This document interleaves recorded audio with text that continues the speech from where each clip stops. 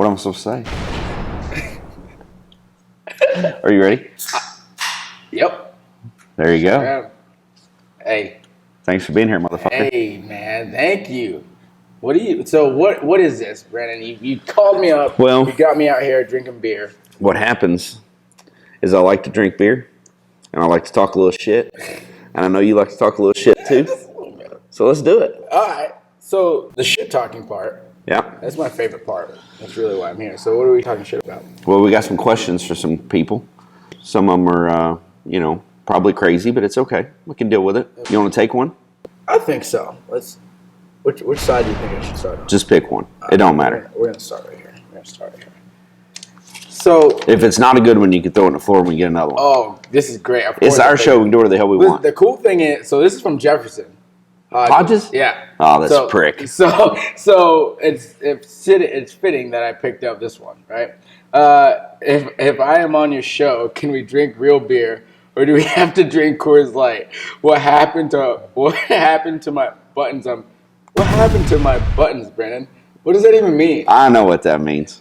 Well, first of all, we are drinking real beer. Yeah, we got. It's Busch Light. Yeah. What the hell, Jefferson? This is like for racers. Cadillac. Yeah, this is your go-to. It is. Especially if you're gonna drink a beer, you got to pick one that supports racing, because that's the whole deal. Absolutely. Anything you should pick one that supports racing. Yeah, 100%. Yeah, we talked about that. Remember, 100%. We wanted to go to like the grocery store and do a whole laundry list. Yeah, and just pick things that are in absolutely racing. Absolutely. So and restaurants too. Yeah, that's why I love the Outback. That's why I love Bojangles. Absolutely. We got to get them on the Oh man, we need some Bojangles. Like you think that they would? You think we could get them to sponsor us? I just need them to sponsor the chicken. Yeah, we don't need no money. We just want the free food. Can we get like a little card from Bojangles? We just get free food anytime we want. Well, Chase Elliott and them, they got that for Hooters, I think. Yeah, but I'm not as cool as Chase Elliott. He's like a superstar race car driver and shit. He's pretty damn good too, by the way. Yeah, he's a superstar shot guy. I mean, yeah, we okay. We all right. All right. So Jefferson's question. All right. So let me tell you a story. What's the buttons? So this is a long time ago. Like how long? This is, I'm going to guess, probably around 2007. Okay. Ish. All right. It's about 13 years ish. We were at the New York in the bar in Vegas. May or may not have been intoxicated. Not 100% sure. Cannot verify because I don't really remember a whole lot. But so me and Jefferson are standing there in the bar. This place is packed, right? There's people everywhere. And we're just talking shit to each other the whole time. I, for some reason, and I don't even really fully remember why, thought it was a good idea. I just reached up and grabbed his shirt. And the buttons went flying everywhere. Was he wearing like a nice button? Yeah. Oh, yeah. And then my man, Jefferson's short, he's bald. You know how it is. He walks out, chest hair hanging out. Probably $100 shirt, just no buttons. No buttons. Oh yeah. Was that when you guys were at MB2? Yes, it was. I think it was already Ginn at that point. It was already Ginn, yeah. Yeah. Because you've been around. You've been around for a minute. Yeah, I don't know. It's been a while. I mean, well, because you're from Arkansas, so how'd you get all the way over here? Well, there's not a lot of opportunity in Arkansas. No. So you got to find a way out. Basically, is what it amounts to. So I worked for a couple different guys there on dirt late model stuff, and I met a guy named Joey Walsh who worked for Schrader, and through the dirt, right? And then so I came out here, and Joey was kind enough to let me crash at his house for a few days and kind of show me around and introduce me to some people.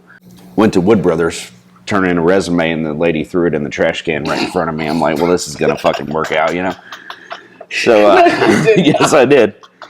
So I went back to Arkansas, right? And I'm like, well, this ain't going to work. So I don't know. A few weeks later, I get a call and from a guy at Morgan Dollar Motorsports, which is, truck team back then, and came out, met Randy Goss at the wind tunnel for a job interview, went back home, and 2 weeks later moved out here.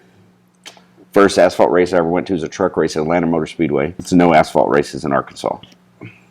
Yeah, so how old were you at this point? Let me rephrase that. That's not entirely true. The first asphalt race I ever went to that I worked. Right. Because I did go to a couple truck races in Memphis. Well, how old were you at this point? Man, I don't know, 20, 24 maybe. So you started working with Randy Goss at 24. Yeah. And Dude's Goss, a madman. You got Goss back then. Because I got Dude's him. a madman. Because, I got Goss when he Oh, was yeah. with the diversity program on the back end of his cruise shipping career with Larson. Yeah. And everyone's like, man, you got lucky because he was hard. Oh, he was a madman. And I feel like too, like I kind of got him on the Because he was already post prime. Yeah, he was coming already at a Roush right at that point. Yeah. He was. I think he was not. I don't think he was very far out of Roush, but he was definitely out of Roush at that point. I worked there. I worked with him for a couple years. He was really like him and his wife and his whole family. Yeah, like they're just genuinely good people. Yep.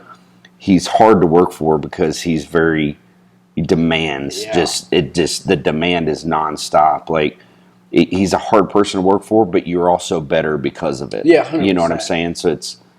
I remember this one time, for example, like we're at Dover, right? And everywhere you go at Dover's uphill.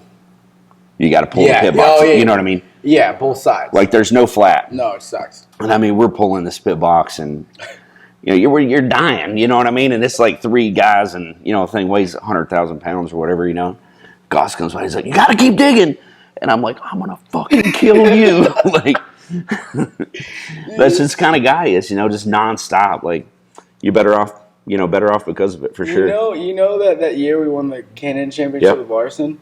We had the same front springs at every racetrack except probably Dover and Bristol. Yeah. And we would round in probably 18 of them. 18 spring rears. dance.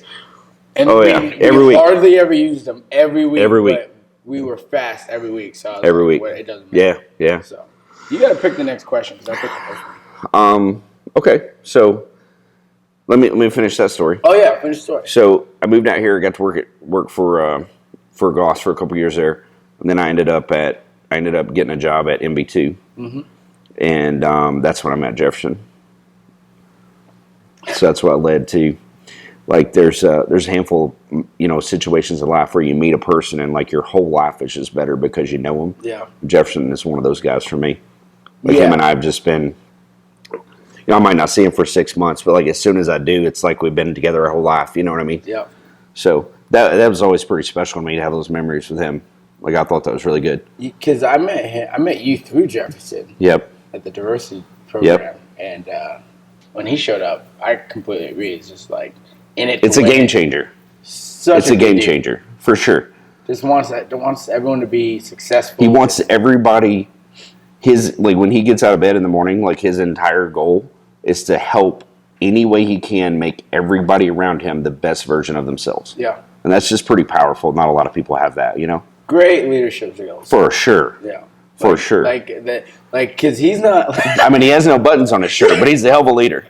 Listen. He's the only corporate guy in the world with no buttons on his shirt, right? He would be walking. I wonder if he wears a tie with no buttons. Maybe the tie is what holds his shirt together when he gets to work in the morning. It's gotta be. It's gotta be, right? Because we would be like at Kingsport, and then we'd flip around and go to Hickory. Yeah. And he'd be hustling, and his little legs, Oh yeah, digging. And if anyone who doesn't know Jefferson, because you guys, when you guys were over there, you guys were sponsored by Principal, right?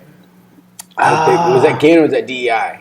That might have been DEI. It might have been DEI, but at some point he was on a car sponsored by Principal. Yeah. And it was a guy with the 3 hairs over his head. Oh, that's Jefferson. Yeah. He's gonna be so pissed. This is awesome. Yeah. We had a really good team though. Like Doug Randolph was the crew chief. Yep. Jefferson was the car chief. Travis McFarland was the main mechanic. Marty Lindley was the setup guy. You know what I'm saying? Like, it's pretty stout. It's crazy because Jefferson put all those people back together. Yeah. At the diversity program at different times. Yeah. Like Bieber. For sure. Mark Beebs. Yep. Rest his soul, but he Beebs was on the cup car there. Right. So Jefferson was able to pull together some heavyweights. Really good guys. And me being there at 18, that was who I was around. I was around guys that knew exactly how to be successful. So that helped me tremendously. For sure, it has to. It has to, right? You got to put yourself around good people. What are you doing? So that was my first actual full-time shock building position was MB2, which turned in again. We all know the story how that ended, but so then I went from there to Hall of Fame racing, Right. with Tony Raines driving. And it was a really fun. Had a really good group of people there too, and then that sold out, and then they got some other clown. No need to name that, but shit went downhill quick. But anyway, so then that goes away. You know what I mean, and just kind of ended up bouncing around a few different places, and ended up working at JRI for a few years. Probably a really good opportunity there to kind of change directions in life versus being on a race team versus being in, more of a behind the scenes situation. And I think that helped me a lot. And then, yeah, obviously, well, just so went through that for a couple years, 3 or 4 years, whatever it was, and ended up, leaving there. And I wasn't. It was a great job, and I think there were some management power struggles that kind of led a lot of people. Like there's a high turnover rate. Yep. And then so they ended up here, right? And then Uncle Ray comes in and buys that out, and now we're all like best friends again. It's the greatest company in the world. Yeah. That's so cool. So then, so you got your deal here. He's not really my uncle, by the way. I just well, he's kind of and it's a family, like so. For sure. So like those like you're like more like cousin Brannon to me. Yeah, something not like uncle, that. Because you're not old enough, but like you're that cousin that I want to go hang out with and drink with, and that would put me in fun situations that I can't tell mom and dad about. Yeah. Like in Daytona. Yeah. Let's get to another question. Let's get this one. Let's see. Oh, this is heavy. Oh, this is. I feel like this is the one. Is it a conflict of interest to have a tech official have a kid racing and is in the same class? 2 question marks. That being said, what would you guys do, or how would you handle it? Do you want to start? Or you want me to start? Sure, I'll start. That's pretty stout. You answer it first. Well, I think Ricky Brooks could have 12 kids and 16 cousins in the field, and he'd still throw them all out. So I think a lot of it comes down to character, and I don't know specifically who this is talking about, so obviously I'm not going to comment on that because I don't know. But on paper, it's clearly a conflict of interest. So, yeah. I guess to answer that. Yes. Yeah. Conflict of interest. Conflict of interest. So, ready? Well, yeah. This guy. Okay, no, but you got to make it fun. If it's not funny, I'm going to be too nervous. And if it's not... She can edit this shit, bro. It's fine. And if it's not fun, why are we doing it? Right? So, I have questions for you. So, can we make a deal? Yeah. How about I ask you 3 questions and you ask me 3 questions? Okay. Unless your first one sucks, then you only get 1. Okay, that's fair. All right. How was it to race again? Oh, dude. Tell us about it. Yeah, so, man, I mean, I met you when I guess it was... It's been a long time ago, isn't it? It's like 10 years. Yeah. Yeah, it's pretty wild. Pretty much when I started down here. Whenever Jefferson showed up at the diverse, because Jefferson has been there the whole time. So it's the whole time I've been. So can I interrupt you? I want to tell you a story real quick. Yeah, absolutely. I want to tell people a story. Yeah, it's not me. So I remember going to the shop at Rev, and there ain't a motherfucker one in sight except for you, and they're working on the cars. So Jefferson, I want that kid. Like forget all the rest of them. I want him. Like you're in there busting your ass cleaning, and you weren't even driving at the time. No, yeah. So for people that don't know, when I got down here, the deal was, hey, come work on these cars, learn these cars, and you get to test when we go test. Mm-hmm. Well, I mean, I'm like, yeah. Yeah. The thing was, there wasn't really much testing going on. The sponsorship. What they meant was testing the cleaning rags. I tested test them wrenches and make sure they still work. Everything worked. Yeah. Stuff cleaned and wrenches make sure them bolts still tighten up. Yeah, everything was good. So, but no, I mean, I wasn't racing. So the hardest part about that was, and I actually sat down with John Story in his office, and I said, "Man, I love this opportunity." I almost quit. I said, I love this opportunity. I'm almost in tears about it, honestly. Yeah. I was like, it's hard for me to work here watching people get to do what I want to do, and they don't even care. Don't even like I'm in here grinding, and I care so much, and I have to work on your shit, and I haven't even seen you in the shop. Right. So that for me was really difficult. But I realized that it was worth staying. Yeah, for sure. 3,000% was like, this is a hard sport to be in, but it's worth it. So, but racing again. Back to Hickory. Mark Reedy helped me put it together. It's super fun. Yep. We had Moyer's Lakeside Eateria, which is in Langtree. Two Scoops was in Langtree, Hickory, and Charlotte. We had my show, the Race and Fan Zone, on it, which was dope. We did a little tribute to Janet Townsend, this girl that passed away this past summer, and Doug Robertson, who passed away before COVID. And then we had Kobe's logo for the Academy. Okay. Right. So a lot of cool things going on in there, and it was just super fun. And hopping, a beer. So we might. Nice. I got to take you down to hopping. It's phenomenal. But it was just so cool being back in the seat, man. Yeah, that's awesome. And you were one of the first people that never even seen me race, and you told me like, bro, you're gonna make it because of your work ethic. 100%. And I was like, shit, this guy. And you are making it, whether that's in a fire suit or behind a mic or whatever it is. Like, you're doing some rad shit in life. Thanks, it's awesome to see. Hey. So I'm gonna ask my next question now, because I'm intrigued by the fact that this Moyers right is in Langtree. For people that don't know, that's a local business here in Mooresville. Like, tell us about that. How did you get involved with them? What do they make? Yeah, so can we go there? Yeah, so Moyers have been in racing for so long. They're up by Pocono. Okay. So they used to, I think they sponsored an ARCA car once. Like, nice. Just been involved. And they were really tight with Newman and Truex and stuff like that. So, so Moyers Eateria, great food. It's like Mama Pop's. Like, you go in there and literally, like, I haven't been to it. Dude, it's right. I didn't even know it was there. It's right off 31. You go in there, and Don is like, "Hey, what's up, man?" Like, and he'll sit there and shoot the shit with you, while there's like so many people in there trying to get food. He's like, well, what do you want? And I don't order anything there. I just ask him. I said, "What do you want me to eat?" Because it's so good. The food is so good, and you can get ice cream after. Even better. Because the Two Scoops Creameria is inside of the Moyers Eatery. Is it the same owner? Basically, yeah. Okay. It's all family. It's family. Okay, perfect. It's great. Yeah, we'll have to check that out for lunch one day. Ooh. I didn't even know it was there. It's good. Like, I love the fact that a local business is supporting a local driver. I mean, you claim Vermont, but it's bullshit. You're a North Carolina guy. So, I think it's cool that a local business is supporting a local kid to run a local racetrack in Hickory, right? I mean, Hickory's 40 minutes up the road. So, yeah, that's awesome. So, do I get to ask you? Or you get go right ahead.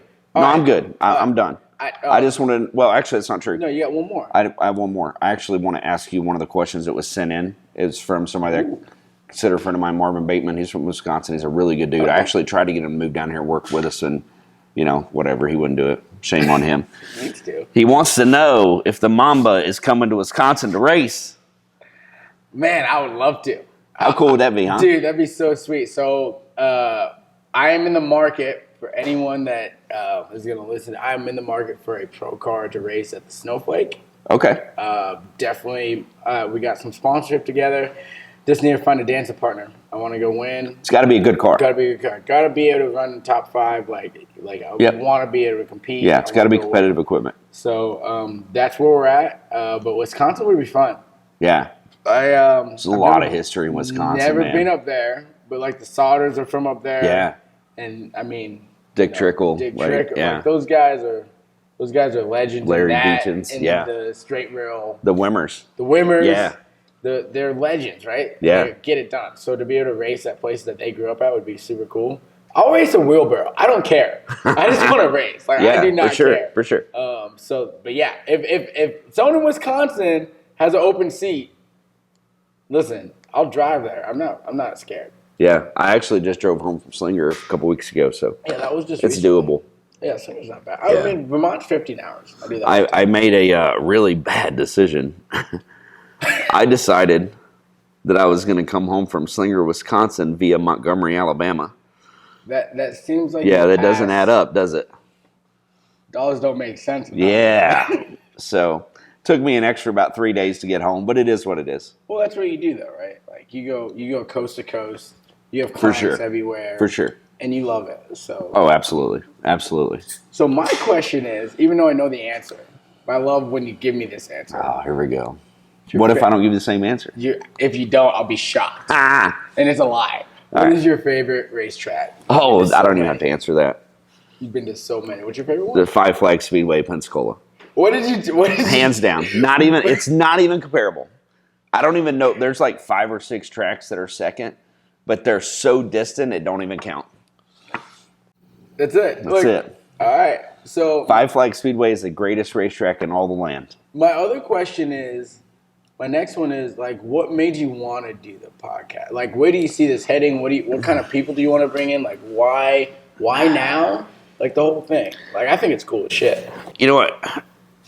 Man, I've been, pretty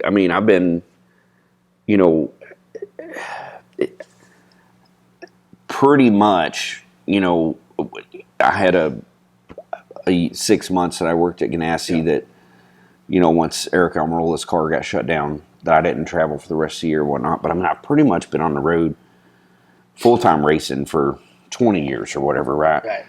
And like, after a certain amount of time, I feel like I've come to the point in my life where talking about racing and just hearing stories is as much or more fun than the actual racing itself. For sure. Like I've been very blessed to meet a lot of people, a lot of good people, a lot of shitheads, but mostly good, and if you can't sit down in 5 minutes and have a conversation with Gary St. Amant and not have a good time, you're not human.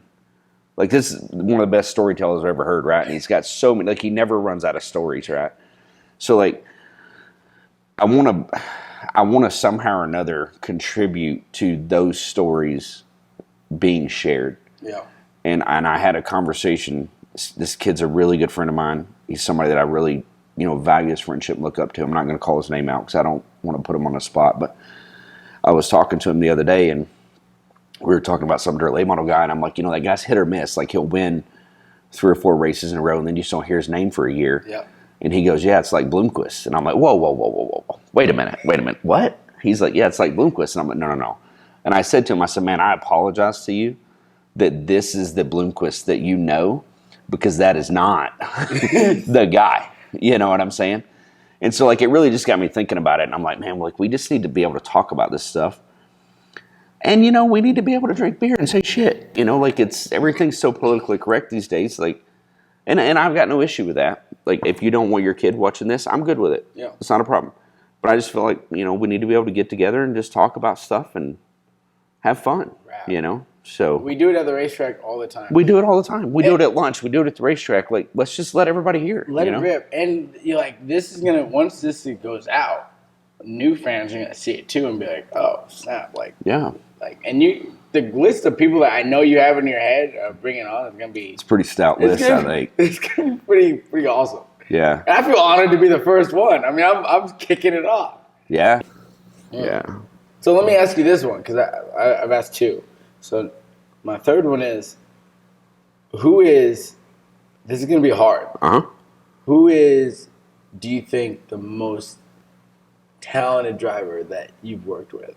Personally worked with? Or that you have delivered that is a client, you know what I mean? That you have worked with on some capacity. Like, you've had to work with them at least some, like, where they're doing their shots or anything.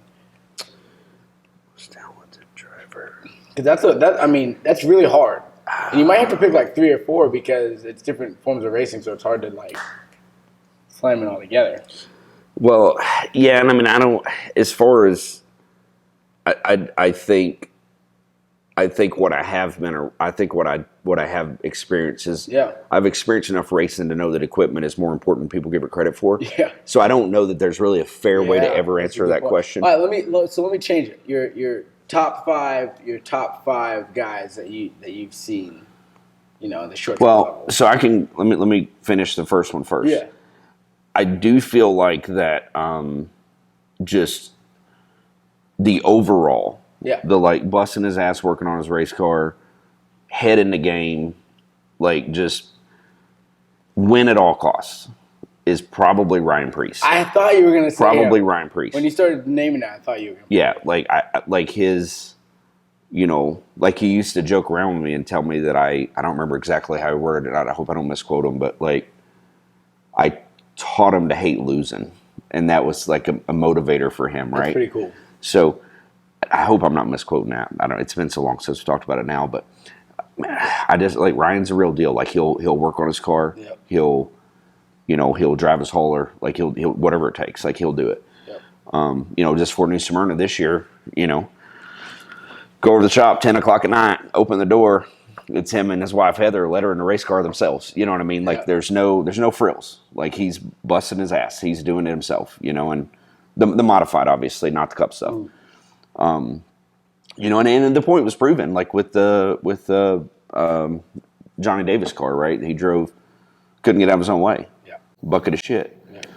He gets in a Gibbs car and you can't pay him to run out of the top five. What do you do? We talked about that the other day. What do you do? Like he ran second to Kyle at Loudon. He won Iowa. He won Bristol. Right. And then fourth, maybe something like that. It was a dumb run. Where it's like this. And obviously, he's good enough to compete. But again, it goes back to the first part of my answer was the equipment is so important. Mm-hmm. It's a really hard question to answer. Now, going back to the second part of your question, if we're just talking about good race car drivers, yeah.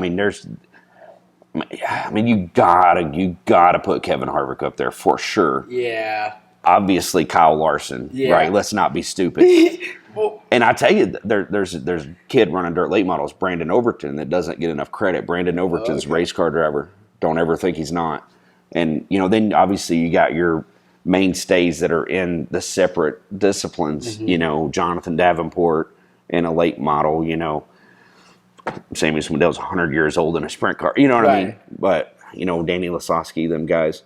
Yeah. I mean, for me, it's like Donnie Schatz. The guys I look up to. I said Lasowski. I meant Schatz, but same thing. Oh yeah, same thing. Yeah.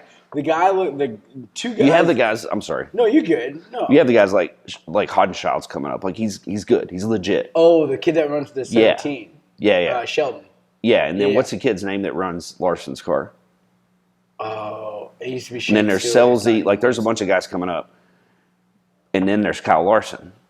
You know what I'm saying? Yeah. It's the same way. Like in every discipline, if you look at them, you look at super late model guys, right? Like you've got these guys coming up. And then you've got the Bubba Pollards or the Stephen Nassies or whatever. Yeah. If you go to, dirt late models, like you got these kids coming up like Tyler Erb and, shitheads like that. And then you got Brandon Overton. Like if you pay attention, they set themselves apart. You will find where it's different and where those guys compete and who they're competing against. And that's what matters. I mean, honestly, like Larson, we talked about it the other day. Like Larson, when you compare to, right, Kyle Busch, Mm-hmm. Kyle Larson. Kyle Larson went back to sprint cars because of his situation. It took him a little bit. For sure. But he is... It's a different world. He is dominating. So we talked about this the other day, and I went back and looked, and he had set the record for the All-Star Tour. I'm pretty sure it's the All-Star Tour. Consecutive wins at 7. That's dumb. Yeah. Like... Those guys aren't no joke. Like the guys that run it. I mean, it's Tony, none of them. It's Tony's traveling series. Right. So that means Schatz is there all the time. I mean, I don't know how many of them he runs, but yeah. But they're legit. They're legit. And I'm not well. But first of all, those guys. It doesn't matter what series it is or if it's a Saturday night show. If you win a race at Knoxville, Iowa, you've done something. Yeah, that place is badass. And he won like 2 or 3 in the same weekend. And this isn't the was first... it 2 or 3? I don't remember for sure. I think it's 2, but this isn't the first time. Like, that's not the first time he's gone to a crown jewel event on dirt and done that. The difference, in my opinion, in what Kyle Larson is doing right now, and because Kyle Larson himself never even did this before, right? Right. He never ran that stuff consistent and hardcore enough. This long. Yeah. That's the difference. Yeah, I mean, like, so I think of Kyle Busch, right? And he's obviously, I mean, to me, at the NASCAR level, he might be the most talented that has come through there. Yeah. On the top level. Yeah. I mean, Jimmy Johnson to me is like the GOAT. And people might be mad at me saying that, but I think he is. Jimmy's the GOAT. the most talented, and then there's like the best of all time. Like there's different regions for everybody. But you know, and I agree with you. But like Kyle has been around for a long time. Yeah, and he was mediocre for a while. Yeah. And it's because he wasn't a he's always been probably the most talented guy in the field. Yeah, but he's not been a smart racer for it's the first, let's say, half of his career, right? That's why he only has one Cup championship. Right.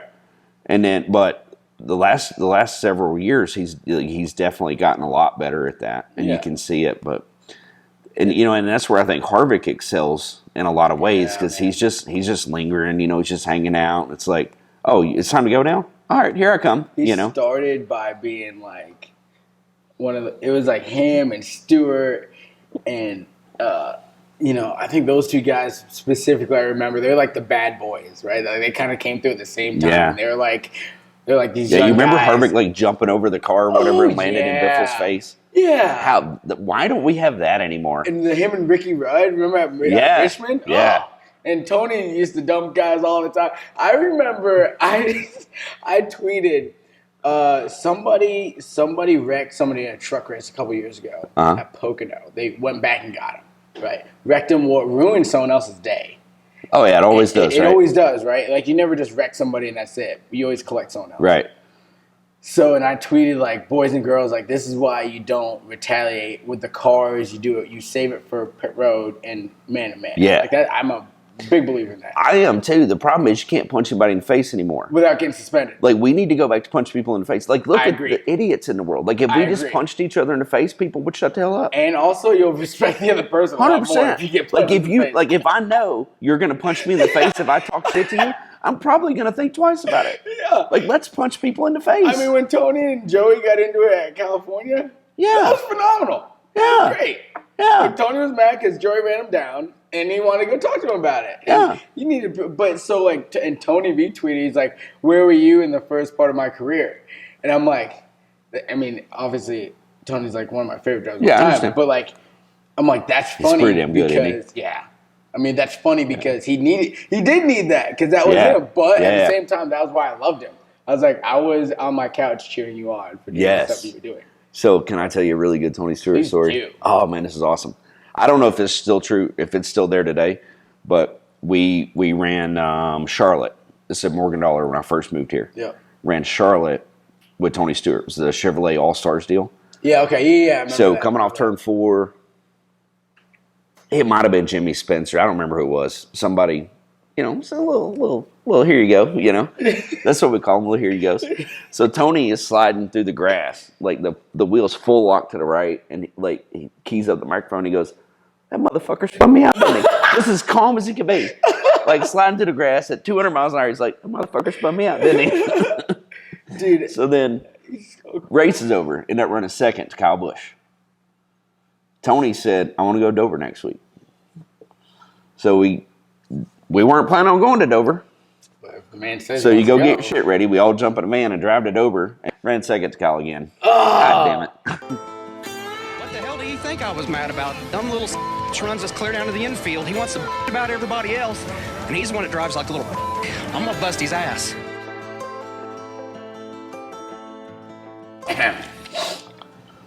How has dealing with shocks changed your life? Who's that Riley Gentry. Oh, yeah. Riley just won him a race a couple weeks ago. That's Riley. I would say probably the biggest thing is, going way back to dirt racing days back home, working for a guy named Bill Fry, who's really taught me a lot and helped me. He actually helped me move here, like introduced me to people and this and that. I kind of started there. Yeah. And, we're racing a lot, so you got to kind of, make sure nothing's failing and things like that. And I moved here, and I touched on this earlier, like I'd never been to an asphalt race before as far as a worker. And I get here, and we're carrying scales to the racetrack. We scaled the truck 87 friggin' times. Like, what the hell are we doing? At least. Like, are we not smarter than this? Roll it back on. Roll it back. We go dirt racing, we run 12 shows and not get scales out, like, shit.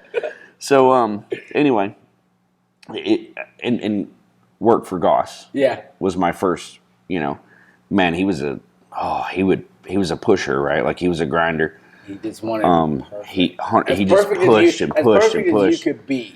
And I really didn't like it. Like I thought about moving home. Like I didn't like working on a race team. I just didn't like it. It was so much different than dirt racing. Yeah. Not better or worse, just different. Respect the shit out of it. Right. Just different. And so I did tires for a year.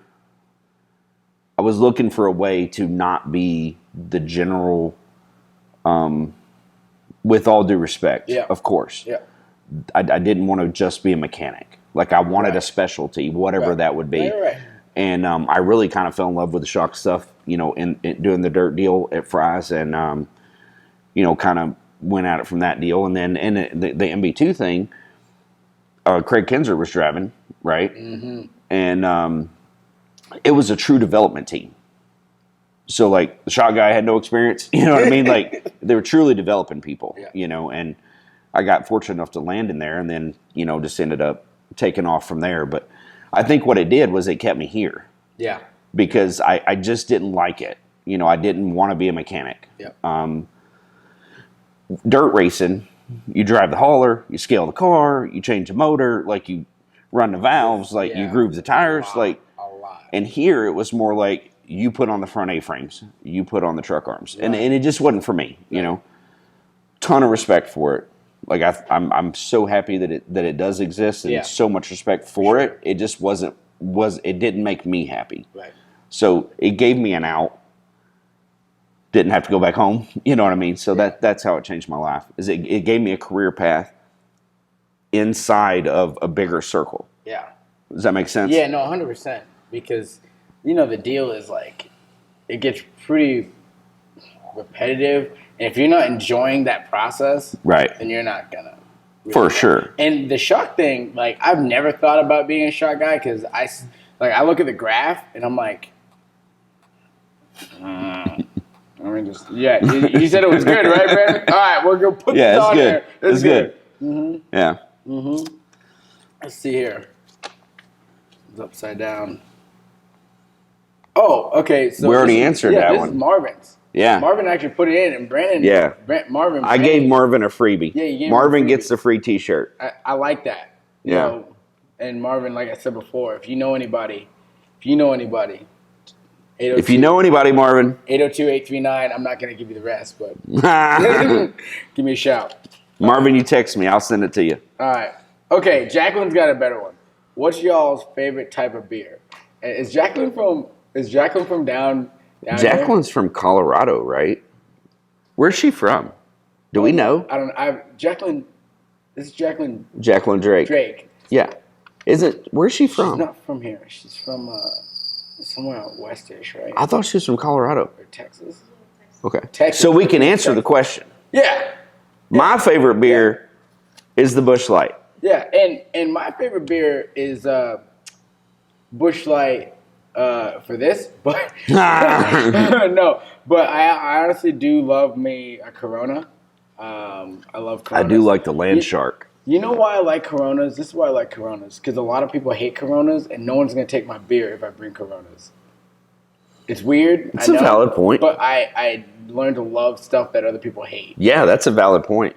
But we have Earnest Performance koozies for the White Claws, too. So we can cover the whole thing? So we can cover the whole thing Okay. up. And you could probably figure out where to buy one at earnestperformance.com. Just saying. He's getting good at the plugs. Yeah. But I'm a big tequila guy, actually. Oh, see, I used to be. That's where I'm at. It's healthy for you. It's the only upper. I don't know, man. Makes you happy. I don't know. You want to kind of do a little.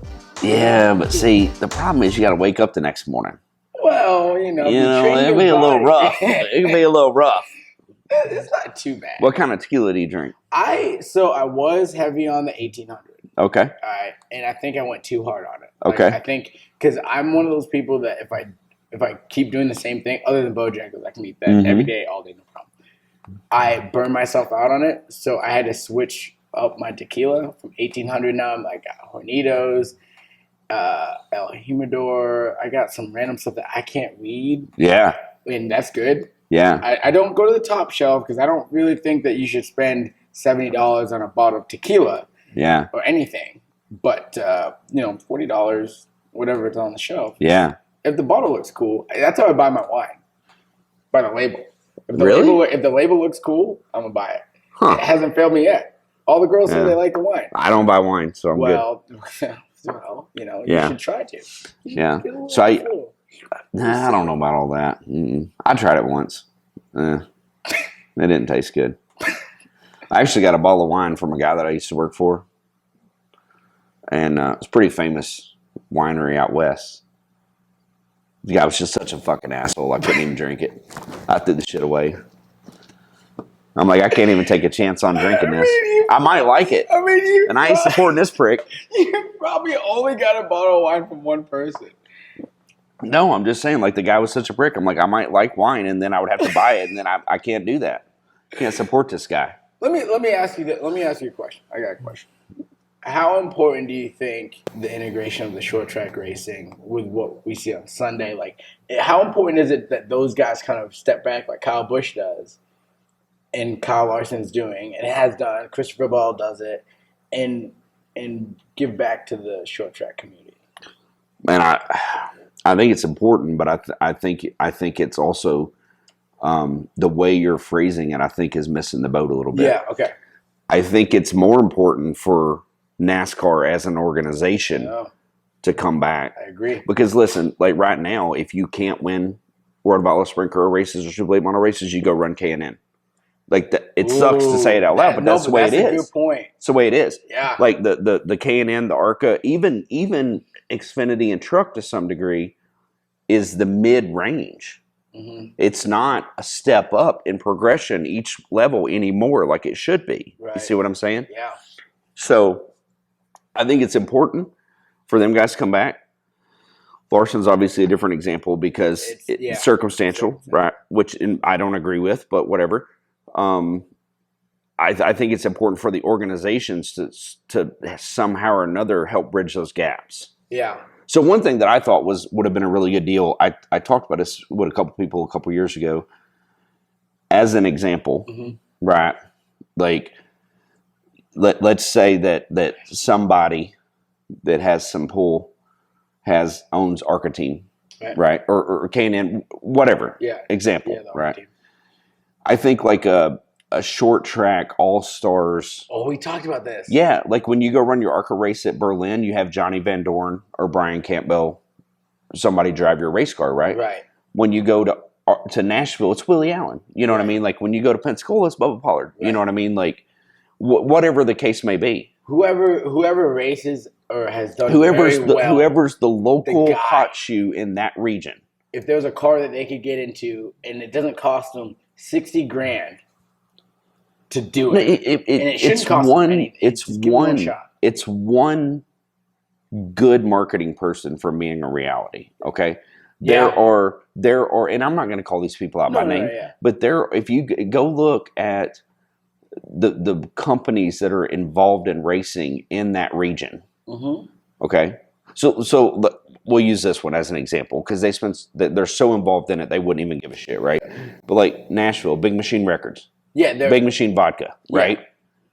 Like go to them, like help them, like you don't have to get rich off every one. You know what I mean? Like figure out a way to make it work. Yeah. That's a good point because but you gotta bring the people. Right. You know what I'm saying? Like if you go like was it this Monday Matt Craig was on the Bull Ring Monday Night Live with Jacqueline, right? So he's talking about him and Bubba having their issue at Greenville a couple years ago, right? Yeah. Like I don't know. I mean, that was a long time ago. I don't remember the specifics, right? But if I was a race promoter on Monday morning, I'd have been in both their inboxes. Like, what's it going to take to get you at my racetrack this weekend? Yeah, because by noon at Monday, I'd be telling everybody they were going to be there. You want them to 100%. So if you go back and you look, like you always hear people say like the World of Outlaws in their prime or the old ASA days or this that. They promoted race car drivers, not an organization. So now it's like the IndyCar races come into your city or the NASCAR races come into your city. It's not Jimmy fucking Johnson is coming to your home track. Right. You know what I'm saying? So it's funny you say that. So I was talking to an exec that is a president of one of the cup teams, one of the smaller cup teams, but one nonetheless. And they're growing. They're doing good stuff. There are no small cup teams. There are just big ones. True. So they're doing a lot of good stuff, and we were talking about it, and me and him were talking about media. Mm-hmm. And he's like, man, I was reading some articles from like the 80s and the 90s, and the media was making these guys out to be the last gladiators. 100%. They were making them seem like above and beyond what human capabilities are to do. Like they're risking their lives. Nothing has changed in what we do. Right. But how the media portrays what we do has changed. So for sure. That's like if there's a lot of them on Twitter and stuff. Like you see it. Mm-hmm. They bag it. They bag the sport. They bag the industry. 100%. They bag motorsports. They bag everything because that's what gets the clicks. Right. But it's negativity, way, right? That's a poor way to keep your job, because if it goes away and you're a sports journalist in motorsports, like why would you bag the whole time just to get clicks right now when you're going to lose your job? For sure. But even worse than that sports journalist are the fucking racers themselves and the crew guys. We talk about that. Literally, like if you could read my timeline, like if you just pull up Facebook on my computer or my phone and you could read the timeline, there's no way you'd think going to a race is a good idea. There's no way. They keep saying it's dying, right? Oh, it's dying. Well, it's this guy screwed that guy and that guy did this, and it's like, it ain't that bad, people. It ain't that bad. And a lot of the people like on both of our socials, especially Facebook, we make a living. Facebook's terrible, man. It's really terrible. But we make a living off of racing. For sure. So, yeah, I'm with it when someone gets a raw deal. But go back next week like we always do. You're going back anyway. So when people are like, oh, I'm never going back to this racetrack because of this deal, that's a lie. So you're gonna end up back. If you're said person, right, find yourself 4 people, okay? 2 that think, and generally speaking, have the same kind of thought process you do, and 2 that don't. Mm-hmm. And if you, or maybe it's, that'll work. And if you think you got a raw deal, go ask all 4 of them, and have a committee decision before you run your damn mouth on Facebook. I mean, because maybe you're just being a shithead. And maybe you just feel some type of way, which is okay. Yeah. Like, if you lose, you should feel some type of way. Like you said, Ryan. You should hate it. Ryan Priest hates losing. Hate it. Corey LaJoy told me one time. The only thing that should affect you more than the love of winning is the hate of losing. Yeah. That's it. That's it. Literally what Corey said was, I hate losing more than I love winning. Yeah. I mean, Corey's in the 32. Yeah. Right? So at this point, like, they're not competing week in and week out for wins. They're competing week out for a top 18, which is a win for them. Right? It changes. But the driver, there was a time frame where all that kid did was win. For sure. And him and Ryan were very close on 2 different sides of the NASCAR platform, right? Mm-hmm. Like, Corey was in the shop grinding on his stuff. Ryan was grinding on his stuff. Corey was winning in Canaan and ARCA. And Ryan was winning all over the place in modifieds from the north to the south, like wherever. And, dude, like those 2 guys, I look up to those 2 guys and their work ethic. Yeah, I agree with that. I agree with that for sure. Highly. And it's hard when you move up and you're not in a situation to win. The problem with that, though, is like when it's just a conversation of like who's the best. Right. Like, how do you discredit a guy like Kyle Larson because that just wasn't what he did growing up? Right. You know what I'm saying? So it gets really sticky, right? It's the same thing as we talk, like everyone talks about like Michael and LeBron, right? Uh-huh. It's like at some point, like there's not that many Tom Brady's. Well, I don't know that that's really a fair comparison, though. No? Why not? No. I mean, if you're going to talk about Kobe and Jordan, maybe. But LeBron, not so much. I'm not a big, like, LeBron, like, as an overall athlete, yeah, I think so. But, like, if you're talking about, I'm like Kobe. Kobe's the closest thing to Mike. Yeah. To me. Like, Kobe had that killer instinct. And Tom Brady on the NFL side is the only one He's Yeah. like night and day way out in He's front of so everybody. much better, right? He's so Oh much my better. God. He's so much not better. even a question. It's not even a question. So let me ask you this. Although my buddy Joe Mancuso will argue and say that Montana's a better quarterback. And I'm like, nah, bro. Count the rings. He had Jerry Rice Yeah. the whole time. Jerry Rice. Let me ask you this. The 200 wins that Petty has, Kyle Busch is creeping up on.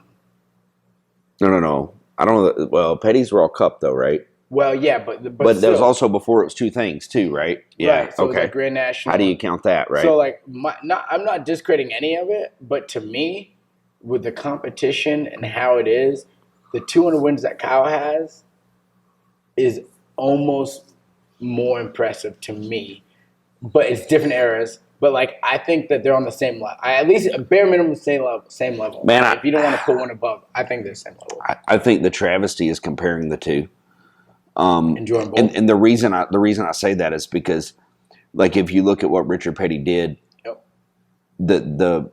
if you look at the very first car that Richard Petty raced versus the very last one, Yeah. and you look at the eras that Yeah. I just had this conversation the other day. Robert Hamke from Hamke Race Cars passed sir. away. Yes, sir. Tragedy, right? Yes, sir. And I was talking to a buddy of mine, Dwayne Sharp from out west, who had a lot of experience with Hamke, did a lot of racing with him. He's Jeremy Dawson's crew chief now. Yeah. And like him and I were talking about this, and like Hamke and like Harley from Port City and them guys, because of the rule book, not because there's not innovators today, but because of the rule book, that era of the amount of technology and the amount of workmanship in the race cars that they saw in their lifetime will never be duplicated again. And that's the difference in Richard Petty's and everybody else's. Yeah. You see what I'm saying? Yeah. Does that make sense? Yeah. I don't know that this is better than this or this is better than that. Right. I just know that I think they both deserve to be respected Yep. in their own light. Love that. If that makes sense. No, I love that. Like, we don't know if Kyle had the circumstances that, well, I mean, we do know Kyle's not good at coming back from adversity or adversity. Right? Adversity. Yeah. Adversity. Yeah. Like, we know that he's not good at struggling and coming back. Like, he'll throw a fit in a heartbeat, right? Yeah. I mean, he's probably the most talented driver on the planet, but like, he'll throw a fit in a heartbeat. When you know he's what I mean? done, he's kind of done. Like 100%. So, like, you know, it's just different eras, different times. You know, it's different. And I mean, you know, so like, if you look at, you know, whether it's Seneca Performance, Rowdy Manufacturing, like you look at the guys that are building cars today, like they'll never be able to make that because of the rules. Right. What kind of? And it's because of those guys that those rules are there, right? Yeah. Like, if you think we don't need a body rule, go look at Junior Hanley's race cars. Yeah. Go look at Bob Seneca's race cars, right? Like, if you think we don't need body rules, go look. Like, that's why we have these rules. Right. But it puts these guys in a box. Right. So, like, Petty was probably one of the last generations that will go through that large of a transition. Yeah, we're not. And We're just not. I just don't think that should ever be disrespected. No, and that's a good point. I think that what Kyle's doing is phenomenal. Like, we getting to see it again. Mm-hmm. Anyone coming close to any kind of record is beautiful to watch. Like, we're witnessing, like, Jimmy tying with 7, witnessing history. Yeah. Do you realize that we got to watch Derek Jeter, Kobe Bryant, Michael Jordan, Jimmy Johnson, Richard Petty, Jeff Gordon, Tom Roger Brady, Federer. Roger Federer, the Williams sisters, Tiger Woods. Like, it's like, and you're like looking at this list. And of now that you've phenomenal mentioned all them great athletes, the king of them all, Steve Kinzer. Yeah, right. For sure. You're like, how do we not just, like, the comparison, everyone wants it because it's a topic, but to your point, man, it's just so, enjoy it's that just we get so to see much, it all. like, it's 100%. In a 50-year span? 100%. 50-year span. So, like, if you want to compare, like, who's the greatest, right? Like, if you want to say Richard or Kyle or this or that, it's Michael Schumacher. You know what I mean? Like, you can ruin any argument with just one more name. You know what I mean? Yeah. I mean, like, and now Lewis Hamilton. We got to see them all. You know what I'm saying? You're going to tell me Lewis Hamilton isn't one of, like, a bat? He's pretty stout. he kind of dominates a sport that should not be dominated. Schumacher did it for years before him. You know. So How about Senna? Senna. I mean, Sam Hunt only won one, but he was a bad mamba jamba when he did it. Yeah. It's pretty wild.